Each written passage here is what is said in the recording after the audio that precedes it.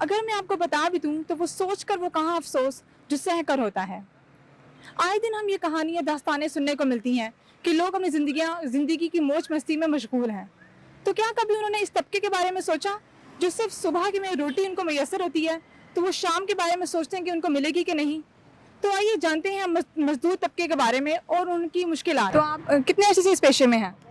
میں کافی عرصے سے ہوں، تقریباً 12-13 سال سے۔ تقریباً ہمارا تو 10-12 سال ہو گئے، ادھر اسلام آباد میں بس کرائے پہ ایک کمرے میں رہتے ہیں، بس اپنا یہ چوک ہے ہمارا، یہاں پہ مزدور لوگ بیٹھتے ہیں۔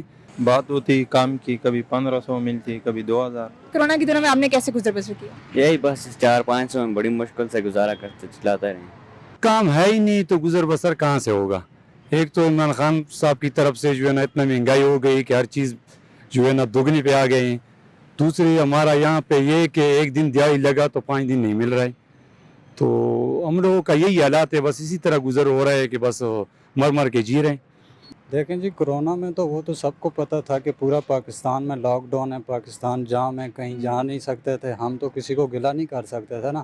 باہر مزدوری کے لیے نکلیں، ہم جو دن کو کماتے ہیں رات کو کھاتے ہیں، اگر باہر مزدوری کے لیے نکلیں تو کسی کو گلہ نہیں کر سکتے تھے۔ گزر بسر تو جی میرے خیال میں اگر ہم آپ کو یہ کہیں تو کبھی پانی کے ساتھ کھایا، تو کبھی کہیں پیاز کو کاٹ کے تو اس کے اوپر نمک چھڑکا تو اپنے بچوں کو کھلایا، اپنے آپ کو کھلایا۔ مگر کرونا میں کام تھا ہی نہیں تو کہاں سے 4-5 مہینے ہم کیا کھاتا رہا۔ کرونا کی وجہ سے تو کافی مشکلات ہے کہ مطلب کام تھوڑا خراب ہو گیا اس کی وجہ سے۔ اچھا، تو حکومت سے آپ کی اپیل کوئی؟ حکومت سے یہی ہے کہ مہنگائی زیادہ ہو رہی ہے دن سے دن، 400-500 سے گزارا کرنا بڑا مشکل ہو رہا ہے۔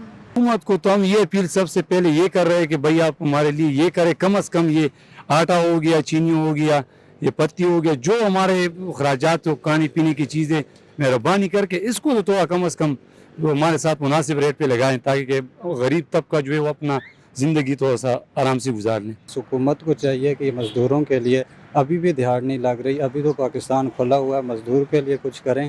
اس کے بالکل مہنگائی پہ اس نے بالکل کنٹرول نہیں کر سکا، یہ کہہ رہا تھا میں غریب کے لیے یہ کروں گا، غریب اس نے اتنا کر دیا ہے کہ غریب اب بات نہیں کر سکتا، اگر اس کے بس میں ہو غریب کے لیے بات کرنے کی تو وہ بھی نہ کر سکے۔ انٹرنیشنل سطح پہ تو اس میں تو حکومت کی کوئی مطلب غلطی نہیں ہے، تو یہ تو اللہ کی طرف سے۔ اگر کسی نے کچھ دیا تو کھایا، ورنہ تو مستری کے علاوہ آپ کوئی کام کرتے تھے؟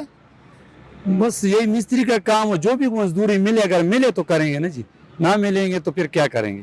یہ بڑے لوگ ہیں، آپ کو پتہ ہے اسلام آباد میں بڑے بڑے کوٹیاں ہیں، اگر ہم یہ کہیں اس حوالے سے کہ بھائی ان کے پاس کروڑوں کی جائیداد ہے، کروڑوں کی آمدن، ان کے پاس پیسہ ہے، لیکن یہ غریب لوگ اگر یہاں پہ مزدوری کر رہے بیٹھ رہے تو ان کو تو چاہیے کہ بھائی ان کے پاس آ کے ان سے پوچھے کہ بھائی آپ لوگوں کا کس طرح گزر ہو رہا ہے۔ میرا خود 5-6 بچے ہیں، تو میرے سے پوچھے کہ بھائی میرا کیسا گزارا ہو رہا ہے۔ تو عام آدمی جو ہے یہاں پہ سزا کاٹنے کے لیے آتا ہے دنیا میں۔ حکومت نالائق ہے، انتہائی نالائق ہے، اس سے کوئی شک ہی نہیں ہے۔ کوئی ادارہ ہو جس میں مزدوروں کے، عام بندوں کے رجسٹریشن ہو، اس کے پہ عمل بھی ہو، اس کے وجہ سے ان کو ذرا ہم لوگوں کو سب کو کوئی ریلیف مل سکے۔ مزدوروں کے حالات جاننے کے بعد شدید تکلیف کا شکار ہوں۔ مہنگائی کے اس دور میں ایک بے روزگار آدمی کا گزارا بہت مشکل ہوتا ہے، یہ تو پھر غربت سے نڈھال بیوی بچے والے مزدور ہیں۔ میری یہ کام والا سے یہ درخواست ہے کہ ان کی ابتر حالت کا کچھ خیال کیا جائے۔ کیمرہ مین عادل احمد کے ساتھ رپورٹر ایمن تنویر، خلیج نیوز، اسلام آباد۔